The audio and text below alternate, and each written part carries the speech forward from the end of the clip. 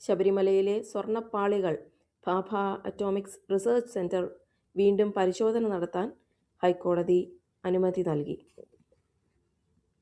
BJP പ്രതിനിധികൾക്കായി പ്രധാനമന്ത്രി ഡൽഹിയിൽ ഒരുക്കിയ വിരുന്നിൽ പങ്കെടുക്കാത്തതിന് കാരണം ആരോഗ്യ പ്രശ്നങ്ങളാണെന്ന് മുൻ DGP R. ശ്രീലേഖ വ്യക്തമാക്കി. പ്രമുഖ സോഷ്യൽ മീഡിയ ഇൻഫ്ലുവൻസർ ചിന്നു പാപ്പുവിനെ കാസർകോട്ടെ വീട്ടിൽ മരിച്ച നിലയിൽ കണ്ടെത്തി.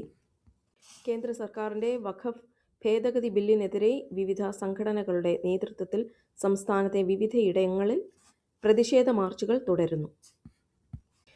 കേരയിൽ പദ്ധതിക്കായി പുതിയ പരിസ്ഥിതി ആഘാത പഠനം നടത്താൻ സർക്കാർ ആലോചിക്കുന്നു. പദ്ധതിക്ക് കേന്ദ്ര അനുമതി നേടിയെടുക്കാനാണ് നീക്കം.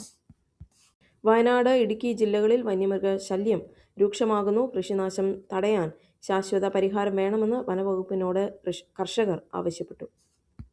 മെഡിക്കൽ പ്രവേശന പരീക്ഷയായ നീറ്റിനുള്ള അപേക്ഷാ നടപടികൾ ഇന്ന് ആരംഭിച്ചു. വിദ്യാർത്ഥികൾക്ക് NTA വെബ്സൈറ്റ് വഴി അപേക്ഷിക്കാം. കൊച്ചിയിലും തിരുവനന്തപുരത്തുമായി സർവീസ് നടത്താൻ 50 പുതിയ ഇലക്ട്രിക് ബസ്സുകൾ കൂടി KSRTC സ്വിഫ്റ്റ് നിരയിലേക്ക് എത്തുന്നു.